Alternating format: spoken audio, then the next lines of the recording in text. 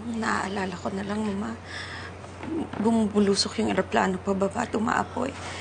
Kaya nasunog ang mukha ko.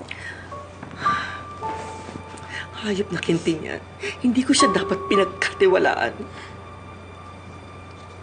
Mama, huwag ka na magalit. Ang importante, nandito ko ngayon. Buhay kasama niyo. Oo nga. Bettina, alam mo,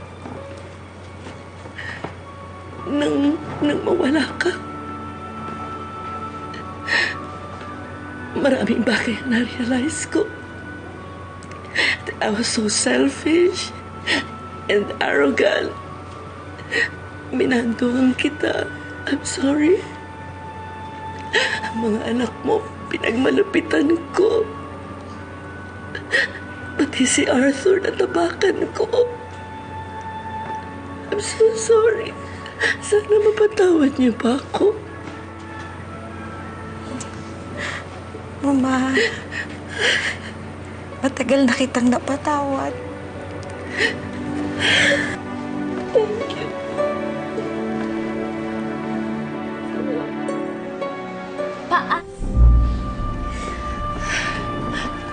Arthur, I know we've had our differences. Pero sana magkaayos pa tayo.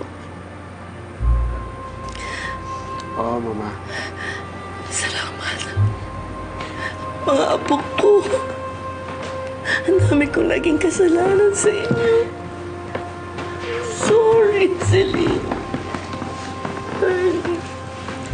Sorry talaga.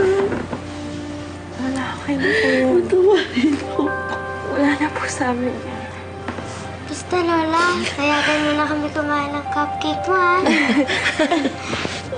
Lahat ng klaseng cakes, lahat ng klaseng pagkain dito sa bahay na ito, pwede niyo kainin. Pabayaan niyo akong bumawi sa inyo, ha? Magsama-sama tayong muli bilang isang pamilya. Magsimula tayo.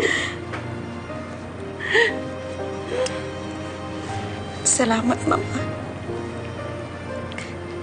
Malaking bagay sa akin na tanggap mo na ang pamilya ko.